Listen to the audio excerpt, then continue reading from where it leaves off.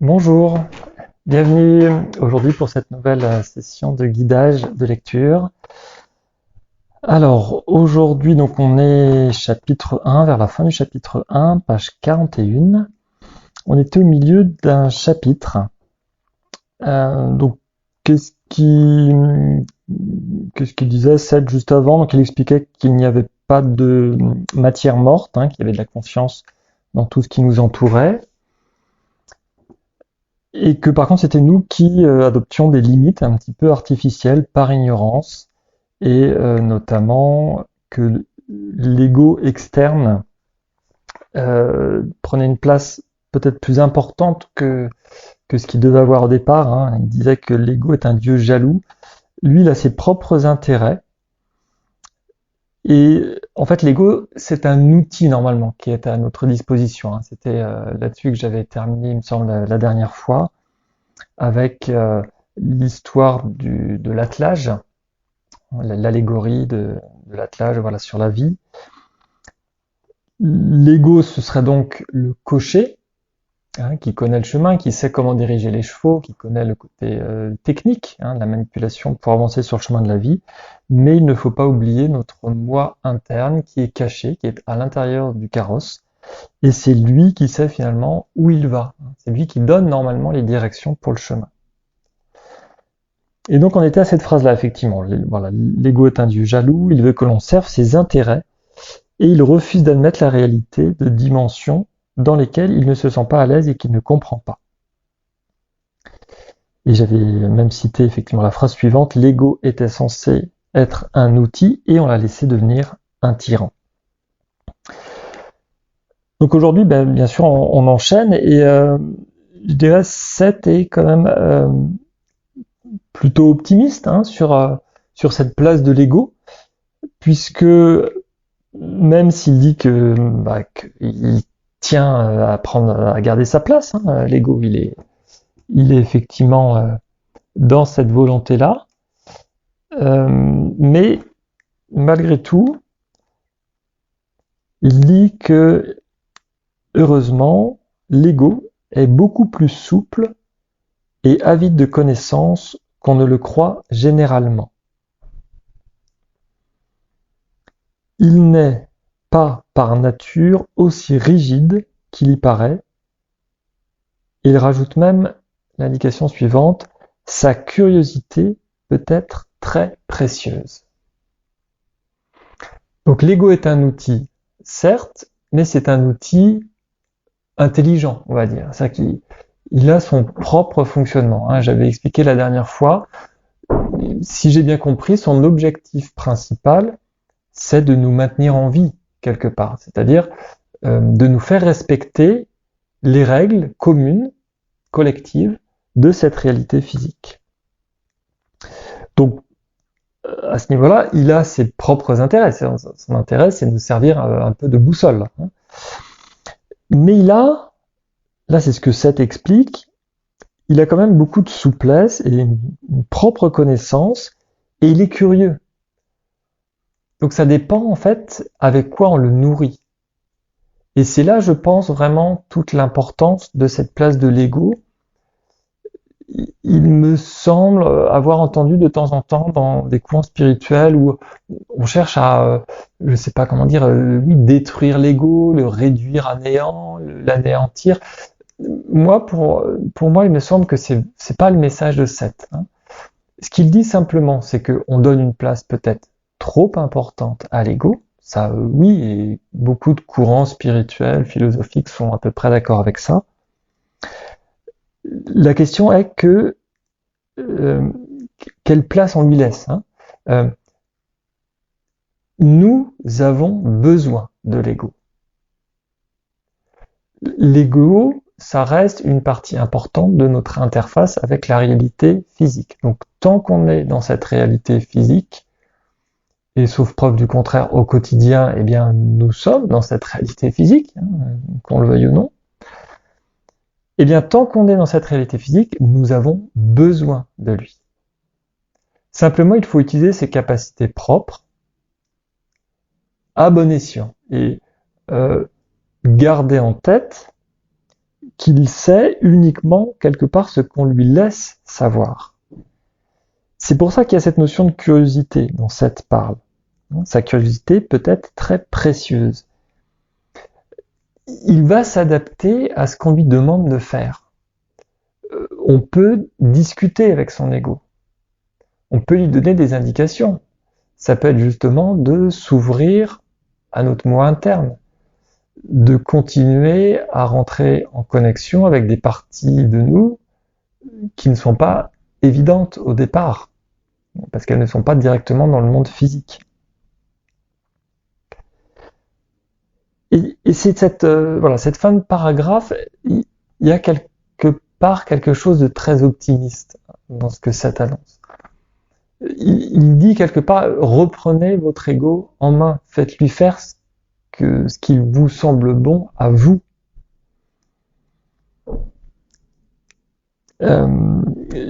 Cette notion de souplesse et d'avide de connaissance. Il va en parler le paragraphe suivant, hein, c'est pour ça que je reviens un petit peu sur ces notions-là. L'ego, comme il est notre interface, il s'adapte. Hein. Bon, ça, voilà, j'ai déjà dit, mais ça me semble vraiment important de le répéter. Mais il va venir chercher des informations à partir de notre curiosité propre.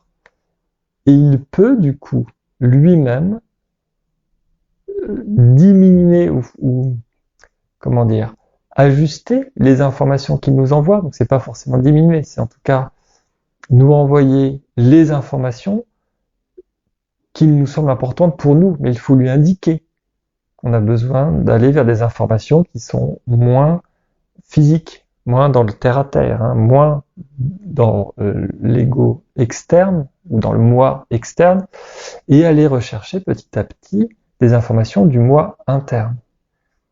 Là, je renvoie vers une des premières sessions où Seth parlait des sens internes.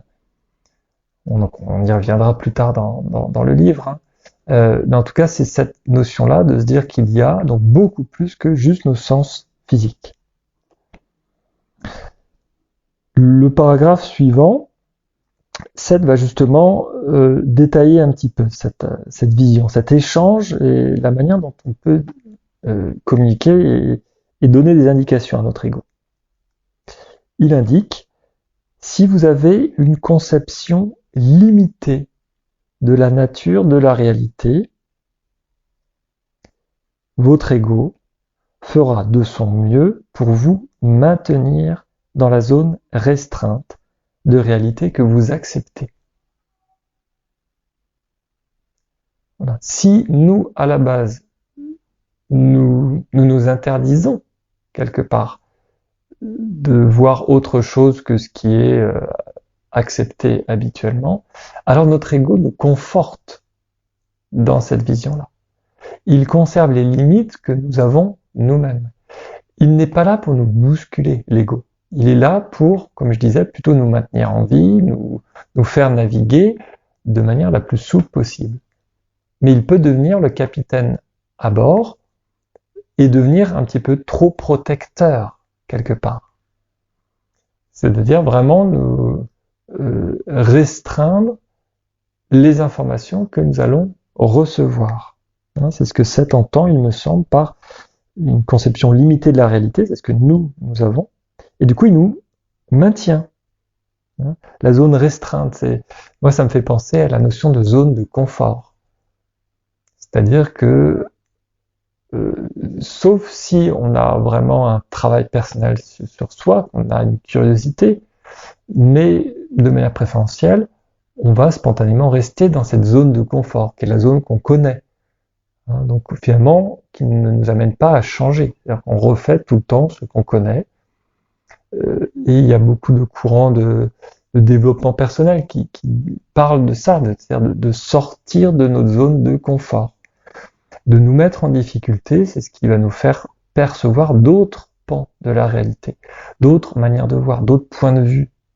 C'est ce qui nous permet également d'avoir des nouvelles ressources, c'est-à-dire par rapport à un problème, un questionnement qu'on peut avoir, eh bien, le fait de changer d'angle de vue, on va avoir des nouvelles solutions, des nouvelles réponses, qui ne sont pas forcément confortables. Hein. C'est pour ça qu'on utilise vraiment ce terme de zone de confort.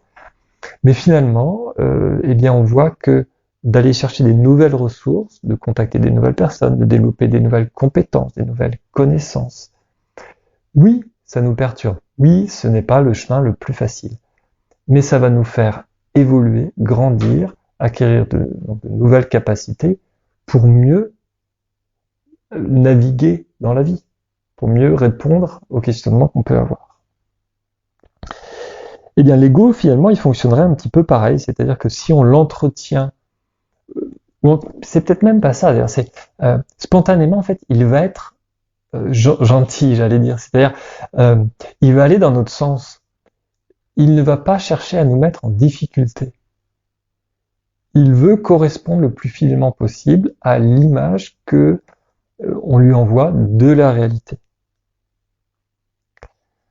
Donc il propose une autre alternative, 7, en disant si à l'inverse, vous offrez de la liberté à votre intuition et à votre instinct créateur, ceux-ci peuvent transmettre la connaissance de dimensions plus vastes à la partie de votre personnalité qui est orientée sur le monde physique. On revient sur deux thèmes importants. Là, il dit donc, voilà, l'alternative, c'est de sortir de la zone de confort, offrir de la liberté à notre intuition et à notre créativité, à notre instinct créateur. Deux thèmes, deux concepts dont j'ai déjà parlé, dont Seth en tout cas a déjà parlé, en disant notamment que c'était le but de toute vitalité. Là, quand on parlait des oignons, l'oignon qui se développe de l'intérieur vers l'extérieur. Au centre, il y a une conscience. Et le but de toute conscience, c'est cette vitalité de rechercher les sensations et la création. Donc si on offre cette liberté, si on se l'offre à soi-même, quelque part, hein, notre grand moi, eh bien plus on va chercher à développer ces deux parties, intuitives, créatives, plus peut-être celles-ci vont pouvoir alimenter petit à petit donc une partie de notre personnalité. On va donc nourrir quelque chose en nous qui reste orienté sur le monde physique, mais qui va donc s'ouvrir à d'autres dimensions. Seth utilise le mot de transmettre une connaissance de dimensions plus vastes. On a donc, par étapes, hein, moi c'est ce que je comprends en tout cas dans cette phrase, il ne faut pas imaginer que ce soit du jour au lendemain, tout d'un coup ça y est, on est connecté. Alors peut-être que ça arrive hein, par des effets de palier, hein, tout d'un coup on passe un certain cap, donc tout d'un coup on va recevoir plus d'informations. Mais je pense que c'est en tout cas un objectif à nourrir régulièrement, à aller chercher dans le côté instinctif et créativité, je le répéterai jamais assez, pour se connecter. Et moi je comprends que c'est plutôt quelque chose de progressif, on alimente. On alimente également notre ego, et donc une partie de nous qui va s'ouvrir petit à petit, qui va se développer. À cet endroit-là, il y a une petite pause. Robert note à 23h35 que la session est interrompue par Roney, l'un de nos deux chats, qui veut sortir pour la nuit. Donc là, voilà, on passe vraiment d'un discours un petit peu ésotérique hein, sur la connexion à des choses, des domaines plus vastes, et on retombe dans le quotidien de Jen et Robert, donc avec leurs chats, voilà, qui veulent sortir. Bon, ça interrompt la session. Robert va commenter en disant que Seth a bien avancé. Là, il parle au niveau de la session à 23h35, il commence vers 21h. Donc, souvent, ils finissent plutôt vers 23h. Hein, donc là, ils ont un petit peu dépassé. Puis, Jen sort rapidement de transe. Et Robert continue son commentaire en disant que je fais sortir le chat et Jen attend quelques instants, puis décide d'arrêter pour ce soir avant que Seth soit revenu. Le chapitre n'a pas l'air complètement fini. Donc effectivement, il ne l'est pas, il reprendra à la session suivante. Là, on voit qu'il y a cette notion de connexion-déconnexion avec Seth. Quand Robert dit que Jen attend et puis finalement décide d'arrêter avant que Seth soit revenu, elle l'exprime d'ailleurs dans d'autres sessions également. Il y a comme une sensation d'accélération de la conscience, et elle va dire plusieurs fois, ah, je sens que Seth est dans les parages. Voilà, comme au moment où Seth cherche à se connecter, il y a cette sensation, il y a quelque chose de progressif qui arrive, qui s'installe. Et donc là, voilà, ils ont profité de la pause finalement pour arrêter la session. J'enchaîne donc directement à la suite, session 513, donc ce sera la 3e session guidée par Seth, en tout cas sur son livre, jeudi 5 février 1970. 21h10. Toujours les commentaires de Robert. Normalement, cette session aurait dû se passer hier. Ce sont habituellement les mercredis, effectivement, qu'ont lieu les sessions. Mais Jen voulait essayer un jeudi pour changer. Là, je trouve ça assez amusant, parce que donc il faut quand même se souvenir que ça fait 7 ans qu'il dicte des sessions, en général 2 fois par semaine. Et Jen a toujours envie des fois de s'adapter, de changer, de tester des nouveaux fonctionnements. Des fois, elle le fait avec l'avis de Seth, et puis des fois, ils le font sans l'avis de Seth. Donc là, on ne sait pas forcément ce qui s'est passé la veille. Des fois, ils ont des activités imprévues qui se mettent en place, soit les lundis, soit les mercredis, les soirées consacrées à Seth. Des fois, là, visiblement, c'est ce que je comprends de la phrase, elle avait simplement envie de changer de rythme. Je reprends le commentaire de Robert qui dit « Avant la session, elle me dit « J'ai encore le trac quand je pense que Seth fait ce livre tout seul. »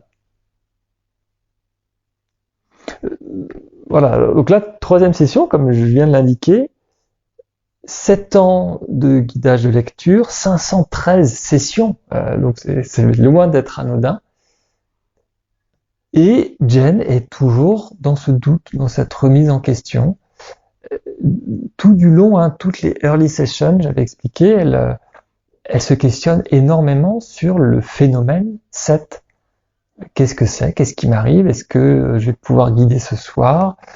Et là, comme Seth lance son livre, même si c'est la 3e session, voilà, elle est toujours dans un peu cette surprise. Là, elle parle de trac. J'ai encore le trac.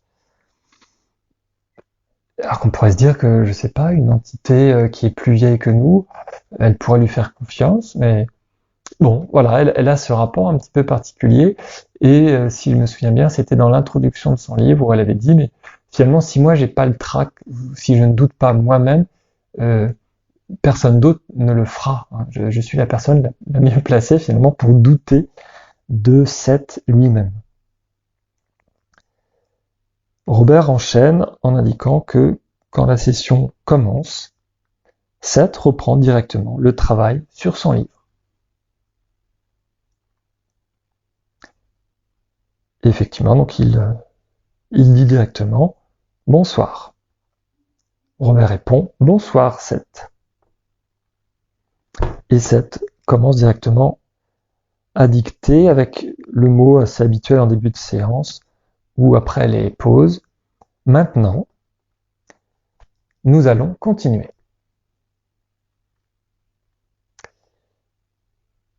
Et là, il va commencer en reparlant un petit peu de l'ego. Il va dire « L'existence de ce livre est la preuve que l'ego n'a pas le monopole de la personnalité. Car il ne fait aucun doute que ce livre est écrit par une personnalité différente de l'écrivain connue sous le nom de Jane Roberts.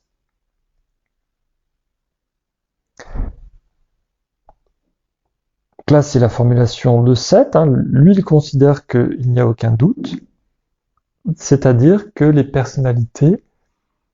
deux personnalités de Seth et de Jane sont identifiables. À ce sujet, je vous invite à aller voir, c'est sur notre chaîne YouTube, donc si vous écoutez cet enregistrement, c'est que vous êtes sur la chaîne YouTube, sinon pour les personnes qui m'écoutent en direct, eh bien, je vous indique sur donc sur la chaîne, si vous voulez réécouter les enregistrements, eh bien, j'ai créé une nouvelle playlist qui s'appelle Autres sources, je crois, et j'ai rajouté aujourd'hui différents enregistrements de Jane et de Robert. Donc, il y en a, alors ils sont découpés en 3 parties. Ce sont des enregistrements vidéo et audio. Et donc il y en a un des deux, c'est un journaliste qui vient interviewer Jane et Robert. Donc au début, on voit Jane qui parle avec sa propre personnalité. Et là, pour reprendre les mots de Seth au début de ce paragraphe. Donc elle parle pour elle-même, elle est elle-même, autrement dit. Et puis un peu plus tard dans la vidéo, et même je crois toute l'autre vidéo qui est en lien, eh bien c'est Seth qui s'exprime. Donc je ne sais pas si on peut appeler ça une preuve, en tout cas nettement on voit des différences physiques dans l'intonation, dans les mots utilisés, dans le rythme, dans l'accent, un petit peu dans tout finalement ce qu'on peut voir de Jane. C'est très facile en quelques secondes de voir quand Jane parle pour elle-même et quand elle parle pour Seth. Donc je ne sais pas si c'est ce que Seth appelle une preuve ou bien peut-être également les livres. Je rappelle le contenu des livres. Donc Jane, Seth vient de le rappeler, elle est écrivaine, elle écrit notamment des poèmes, elle a écrit un roman en tout cas à cette époque-là. Après, elle va céder des informations que Seth lui donne, ou en tout cas les ouvertures de conscience qu'elle a eues, plus ou moins accompagnées par Seth en tout cas, pour écrire des livres qui ne sont pas directement donc issus des indications de Seth, mais qui vont en général dans le même sens sur la vision de la réalité, etc. Donc en tout cas, les sujets, la manière d'écrire de Jane se remarque très facilement en quelques phrases, donc là aussi dans les livres, par écrit, avec la manière dont Seth s'exprime. Bon, donc voilà, encore une fois, je ne sais pas exactement si c'est ce que Seth appelle être une preuve, en tout cas, alors il n'utilise pas le terme de preuve, il dit que ça ne fait aucun doute. Bon, voilà, c'est moi qui le traduis sous forme de preuve. En tout cas, il lui semble évident, et c'est vrai que moi en tout cas, je pense qu'on mettrait quelques secondes d'un extrait audio ou même quelques phrases issues d'un livre écrit par Jane, mais soit pour Seth, soit pour elle-même. Je pense que oui, en quelques instants, je serais capable d'identifier qui est l'auteur, la personnalité qui est l'auteur. Bon, je vous laisse de votre côté faire cette expérimentation vous-même, ou en tout cas, si vous n'avez pas encore fait, allez écouter quand Jane s'exprime pour elle-même ou pour Seth. C'est d'ailleurs intéressant de voir Seth, puisqu'il y a différentes séances qui sont ensuite reprises dans les livres, donc on le voit dicter directement. Ça vous donnera aussi une meilleure image de ce que pouvaient être les sessions que Jane donnait. Et donc toujours avec Robert qui notait, Seth a expliqué plusieurs fois l'importance de la place de Robert. Sa présence est indispensable pour que les séances se déroulent bien. Donc là, Seth explique que l'ego n'a pas le monopole de la personnalité. C'est-à-dire que cette interface physique, on pourrait donc se dire que là, c'est le même ego, Jane, quand elle s'exprime pour Seth ou pour elle. Et là, en tout cas, non, il y a bien deux personnalités dans la même personne physique de Jane, dont une personnalité qui est qui transmet des informations, qui n'est pas euh, forcément donc visible. C'est pour ça que Seth dit que l'ego n'a pas le monopole. Euh, C'est-à-dire qu'il y a l'ego de Jen avec la personnalité de Jen, et il y a, on va dire, l'absence d'ego, externe en tout cas, il n'y a pas de, d'éléments physiques quand Seth parle. Il utilise la personnalité et l'ego de Jen, mais c'est bien cette personnalité propre de Seth qui arrive à s'exprimer. Donc c'est juste pour mettre le doigt sur le fait qu'il y a effectivement une distinction très claire entre ce qui est de l'ordre de l'ego et la personnalité qui s'exprime. Autrement dit, il n'y a pas nécessité d'avoir un ego pour qu'une personnalité puisse s'exprimer, en tout cas soit présente. Là, je pense qu'on revient aussi sur la notion de conscience, puisque c'est la conscience qui était à l'origine de la forme, effectivement. La personnalité est liée directement à la conscience, donc elle peut s'exprimer sans forcément avoir besoin d'un ego physique directement.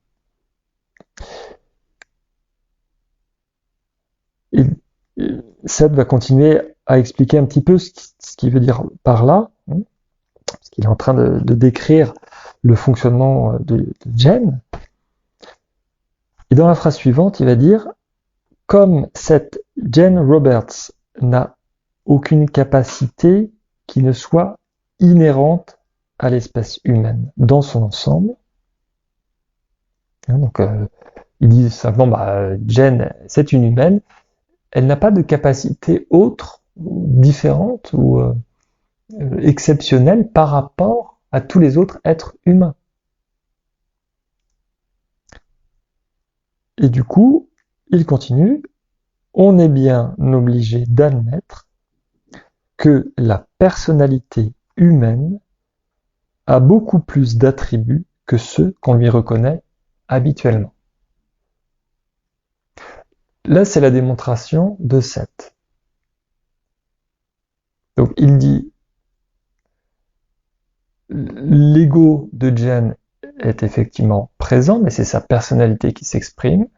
Moi, ma propre personnalité s'exprime, il n'y a pas besoin d'ego. Il y a donc une distinction entre les deux et l'ego n'est pas obligé d'être présent, en tout cas pour que la conscience se révèle. Ça, c'est moi qui interprète, en tout cas que la personnalité soit présente. Et il dit maintenant que Jen, elle n'a pas de capacité particulière en dehors de tout autre être humain. C'est-à-dire qu'il dit juste, c'est un être humain normal, elle est normale. Si elle a cette capacité-là, ça veut dire que tout le monde a ces capacités-là. Mais simplement, et Jen l'avait très bien expliqué dans son introduction, Jen a pu expérimenter différentes expériences qui ne sont pas communes. Je vais en reciter quelques-unes pour indiquer. Donc, je pense que quand même la première expérience assez extraordinaire, c'est d'être en lien, de recevoir des informations qu'elle peut ensuite traduire sous forme de mots et qui se trouve être du coup l'expression d'une personnalité qui s'appelle Seth, qui n'est pas présent dans le monde physique. C'est quand même une capacité. Alors après, on en avait parlé dans l'introduction, donc là, je vous renvoie à l'introduction dans les guidages de lecture que j'ai déjà fait.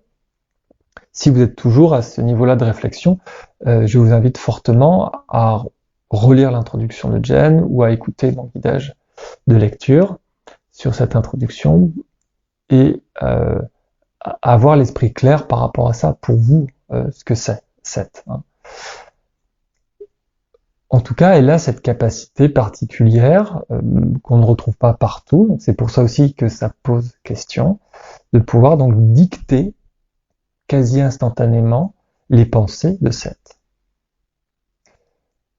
Une autre capacité qu'elle a démontrée, c'est la clairvoyance, c'est-à-dire que il y avait l'expérience de sortie de corps pendant qu'elle guidait une session. Seth était en train d'expliquer les vacances. Par exemple, je donne cet exemple-là, d'amis qui étaient partis, je ne sais plus dans quel pays, que Jen ne connaissait pas, et elle avait donné des indications, et pendant que Seth parlait, eh bien Jen était en train de vivre. Donc c'était une course en taxi, le chauffeur avait grillé un feu rouge, il avait fait un brusque virage à droite, la course avait payé plus cher que d'habitude, elle avait vu l'image aussi du dos du chauffeur, le cou trapu, etc. Et donc c'était des informations qu'elle avait notées par écrit avant que leurs amis rentrent de vacances. Et une fois qu'ils sont rentrés, ils ont comparé, ils ont dit bah, oui, c'est effectivement ce qu'on peut dire. Donc elle était en transe, mais elle a en tout cas démontré des capacités particulières pour, oui, ce qu'on appelle la clairvoyance, c'est-à-dire pour capter des informations à distance. Bon, des expériences de sortie de corps, elle en a fait à d'autres moments, hein, donc ça c'est expliqué dans les early sessions à différents moments. Une autre capacité un petit peu particulière, c'est dans les premières séances de early session. C'est une époque où Jen et Robert se posent beaucoup de questions sur ce qu'est Seth, et quelque part ils veulent un petit peu de l'extraordinaire, une démonstration, voilà, ils veulent des preuves. Et Seth un petit peu, je dirais, contre son fonctionnement habituel, mais il va se moquer un petit peu d'eux, quoi, en disant ah vous voulez l'extraordinaire, ok, je peux vous en donner. Et il va faire une séance assez particulière. Il y a une autre personne qui est témoin de cette expérience, où il va interagir sur le corps de Jen. Là, je me souviens plus exactement de toutes les étapes par lesquelles Jen va passer. Je sais en tout cas qu'à un moment donné, il y a des interventions sur sa main, et il va faire changer la forme et la taille de sa main, de Jen. Et donc, les deux autres témoins, alors Jen elle-même est témoin, puisque là, elle est en transe, mais elle voit très bien ce qui lui arrive. Et donc sa main va changer vraiment de forme. Alors, je sais plus, je crois qu'à un moment donné, il y a des doigts qui poussent. C'est ça, il y a le double des doigts qui vont arriver au niveau de la paume de sa main. La main va grossir. Les doigts vont s'allonger à un moment donné. Voilà, donc ça se passe sur vraiment plusieurs minutes. C'est des passages assez longs, mais bien visibles. Et en tout cas, Robert, Jen et la personne qui était témoin ont fait une attestation, ont signé sur les différentes étapes qui se sont passées, avec en même temps donc Robert qui prenait les notes, Seth qui explique ces différentes étapes. Je mettrai, je pense, en commentaire dans la vidéo le numéro de la early session auquel je fais référence à l'instant. Donc là, c'était pour donner un autre exemple des capacités un petit peu particulières que Jen a développées. Et si on écoute Seth qui dit que finalement Jen n'a pas de capacité autre que ce que tout être humain a, oui, on peut dire qu'effectivement, la personnalité humaine, de manière générale, a finalement beaucoup plus de capacités, là il utilise le mot d'attribut, que ce qu'on connaît ou que l'on reconnaît habituellement.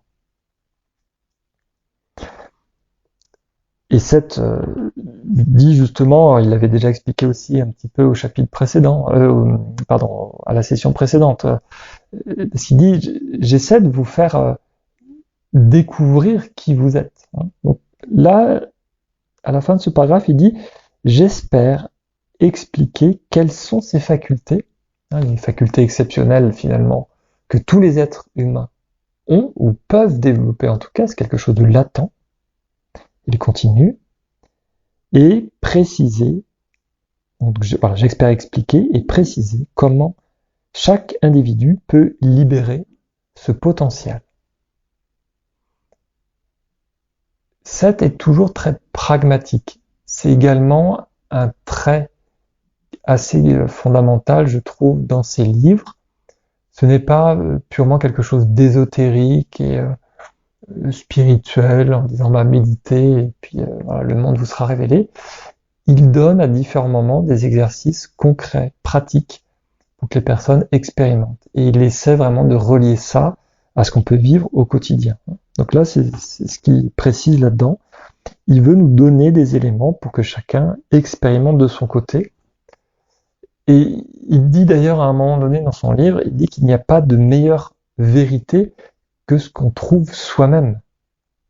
Que finalement, ça ne sert à rien d'aller chercher à droite à gauche des réponses. Toutes les réponses sont en nous. Et ce message, je le trouve également très optimiste. Et moi, personnellement, ça me rassure également énormément sur tout le livre de Seth, tout le contenu, tous les concepts qu'il peut donner. Car à aucun moment, je n'ai senti une sorte d'embrigadement dans quoi que ce soit. Au contraire, il nous donne toujours la main, en disant, mais expérimentez, et c'est vous qui avez votre réponse en vous. Donc il y a cette grande liberté dans l'expérimentation personnelle. Voilà, donc le paragraphe dont il vient de parler, c'est juste en citant Jen, il nous rassure quelque part, ou il nous donne une image en tout cas de toutes les possibilités que l'on peut développer, chacun d'entre nous. Il continue sur le paragraphe suivant en disant « La personnalité est un ensemble de perceptions en perpétuel état de changement. » Donc, il définit quelque part la personnalité et dit que ce sont des perceptions, un ensemble de perceptions, et que tout ça est en perpétuel changement. Donc là, ça complète ce qu'on avait expliqué à la dernière session. J'avais parlé lors de cette séance du fait que le monde entier, ce sont des ondes, finalement, ça, tout bouge à partir des atomes.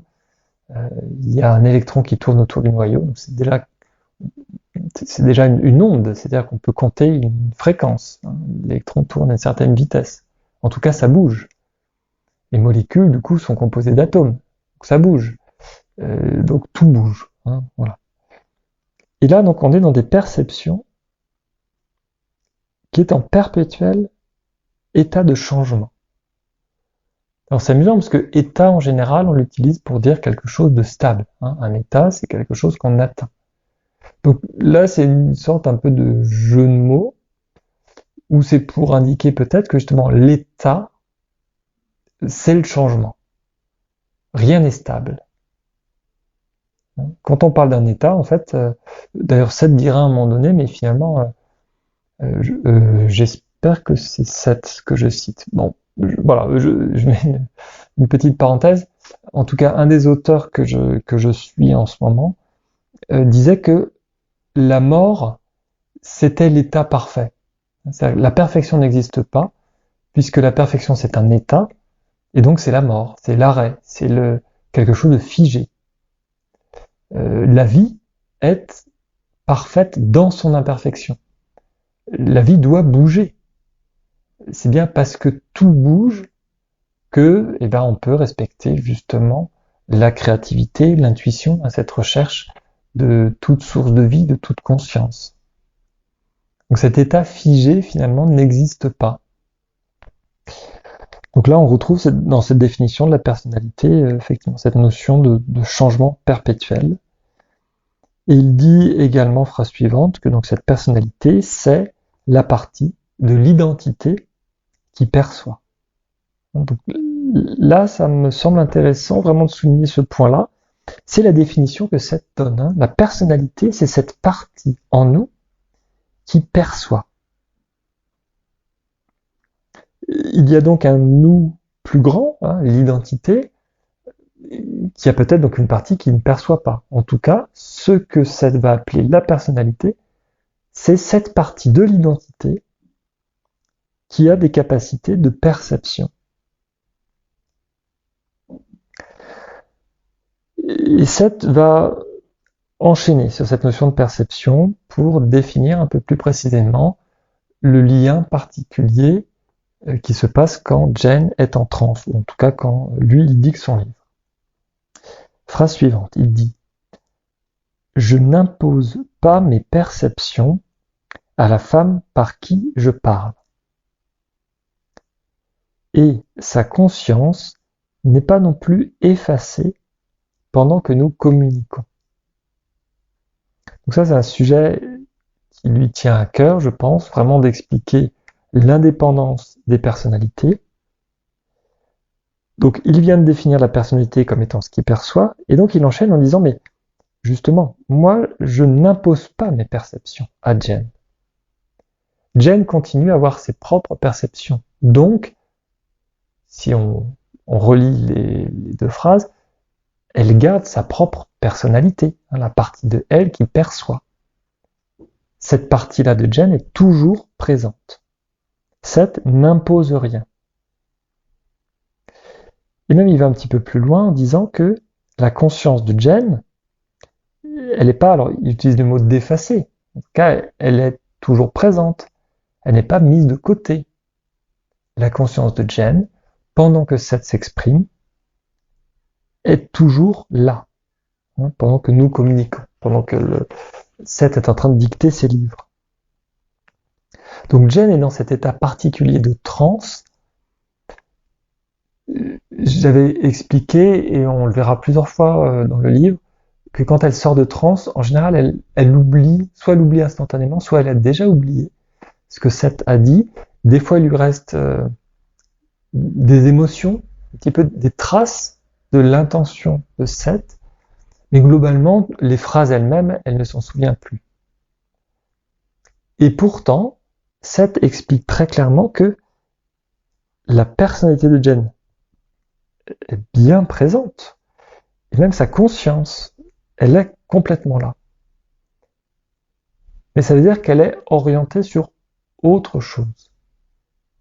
Elle n'est pas orientée sur les mots à proprement parler. Elle n'est plus orientée sur le phénomène physique, c'est-à-dire l'expression des phrases qu'elle va dire et que note son mari. Robert, lui, il est dans le monde physique. Il fait ce lien dans le monde physique pour écrire sur le papier au fur et à mesure les différents mots prononcés par Jen, alors que Jen elle-même, elle a porté sa conscience complètement ailleurs. Et Seth continue à expliquer dans la fin, la dernière phrase sur ce paragraphe, exactement ce qui se passe pour Jen. Il dit qu'il se produit, au contraire, une expansion de sa conscience, de la conscience de Jen, et une projection d'énergie hors de la réalité en 3 dimensions. Seth avait utilisé le mot de pont psychologique, si je me souviens bien, pour expliquer le lien qui reliait Seth à Jen. Là, il va vraiment confirmer que Jen est très active lorsque les communications se font, avec la notion d'expansion de conscience. Donc il y a cette capacité, alors expansion, voilà, qu'est-ce que ça veut dire concrètement? Là, je pense que c'est un ressenti personnel, c'est vraiment compliqué d'expliquer. Donc, peut-être on peut parler des états particuliers de la conscience, dont font partie le rêve, les états de méditation. Voilà, ces états qu'on va rechercher. Donc, la transe fait partie effectivement de ces états-là. Des états alternatifs où on n'est plus dans la pleine conscience du monde physique. Donc c'est cette expansion en tout cas. On voit qu'il y a quelque chose de plus grand. La conscience va aller chercher au-delà de ce qu'on peut percevoir. C'est moi qui retraduis à ma manière, mais en tout cas, elle s'étire, elle s'expand, elle grandit. Donc c'est bien qu'il y a quelque chose en plus. Et d'ailleurs, il utilise également le mot de projection d'énergie. C'est quand même un terme assez particulier, une projection d'énergie, donc a priori à partir d'elle-même, et qui va aller hors de la réalité en 3 dimensions. Ça, ce sont les mots de Seth. Donc il y a effectivement connexion, c'est pour ça qu'il parlait de pont psychologique, c'est une autre façon de le voir. En tout cas, depuis Jen, il y a quelque chose d'invisible, de l'ordre de la conscience, qui cherche à s'expandre, à s'étirer. Est-ce que ça va dans une direction particulière? On ne sait pas, mais en tout cas, voilà, ça va aller chercher autre chose. Elle n'est plus focalisée entièrement sur la réalité physique. Et c'est sans doute à ce moment-là que Seth peut aller chercher la connexion. Donc, et il l'a dit plusieurs fois, quand Jen ne veut pas de connexion, il n'y a pas de connexion. Donc c'est vraiment un effort des deux côtés. Seth voulait en tout cas insister, il me semble, sur ce paragraphe, déjà en disant que Jen est toujours là, que lui à aucun moment il ne prend sa place, qu'à aucun moment il lui impose quelque chose, donc c'est vraiment un phénomène volontaire de la part de Jen, et que Jen est présente, ou en tout cas fait partie du processus, avec cette connexion qu'elle va rechercher.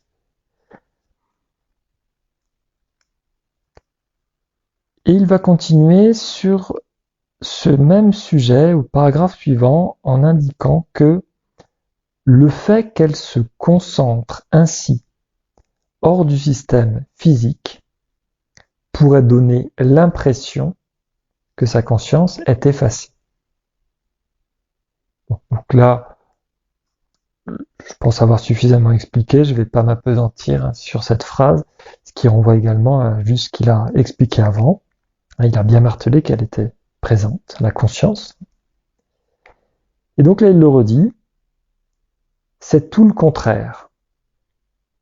Donc la conscience est loin d'être effacée, c'est le contraire, point virgule, car d'autres éléments viennent s'y ajouter.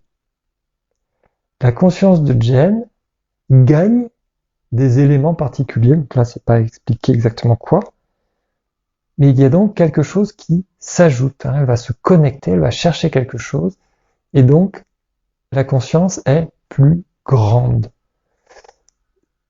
Ce que je comprends, moi, dans cette interprétation, c'est, bon, je me base sur l'explication qu'il a donnée à la session précédente, au niveau de la différence entre la personnalité et l'entité. L'entité, c'est notre identité globale. Nous avons donc plusieurs personnalités qui sont en train chacune de vivre leur expérience. Là, une personnalité qui cherche à accroître sa conscience, j'ai l'impression également, pour reprendre le petit schéma que j'avais indiqué il y a quelques séances, qu'il y a cette notion de se relier à notre entité, à se relier à l'identité globale. Donc il y a cette émanation, moi j'avais dessiné une sorte de tentacule qui partait de l'entité globale pour aller dans chacune des personnalités. Là, elle ferait le chemin inverse, c'est-à-dire que la personnalité remonterait pour aller se connecter vers son grand moi, son entité globale, peut-être pour avoir accès effectivement à des capacités particulières, puisqu'on voit quand même que Jen a des capacités que nous n'arrive pas tous à développer, en tout cas facilement, intuitivement. Alors elle a mis des années pour le faire, et elle a aussi un contexte particulier, mais en tout cas, elle arrive à voilà, se connecter, donc, et c'est sans doute parce qu'elle est plus proche de son moi interne ou de son identité globale qu'elle peut développer cette connexion particulière avec Seth. C'est en tout cas la façon que j'ai de voir cet élément.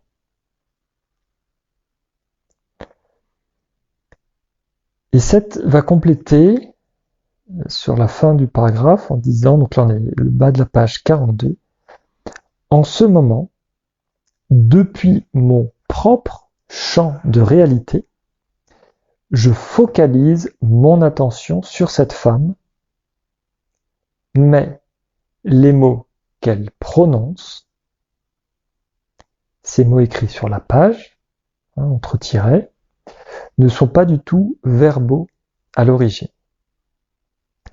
Donc là, Seth donne le point de vue de son côté. Il a expliqué avant les phrases précédentes comment ça se passait au niveau de Jen. Mais là, on a l'impression que ça se passe à peu près de la même façon de son côté.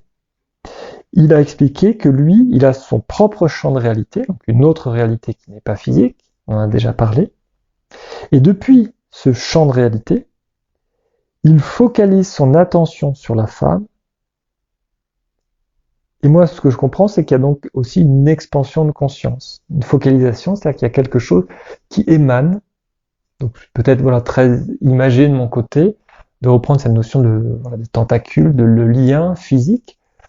Comme il parlait de pompe psychologique, je me rattache un petit peu aux images qu'il peut donner, avec des images, oui, qui nous parlent à nous. Hein, donc il aime bien comme ça essayer de nous faire réfléchir sur ce à quoi ça peut ressembler. Donc j'imagine également une émanation qui viendrait de lui, hein, cette focalisation sur Jen. Mais ce qu'il dit, c'est qu'effectivement, elle va prononcer des mots qui au départ ne sont pas du tout verbaux. Seth, je l'ai expliqué, il me semble à plusieurs reprises, hein, donne en fait, lui envoie les concepts, les images, les intentions qu'il a, et elle va essayer avec les intentions qu'il lui envoie. Il fait attention également à ce qu'il lui envoie. Il canalise, il envoie pas tout d'un coup, sinon ce serait visiblement très complexe à gérer pour elle. Mais il lui envoie des éléments particuliers. Donc c'est aussi pour ça, je pense, qu'il utilise le mot d'être focalisé, parce que il est obligé de s'adapter à la manière dont il va diffuser les informations qu'il a en tête et ce qu'il veut diffuser. Alors je dis en tête, c'est une image bien sûr, puisqu'il n'a pas de tête, mais sa conscience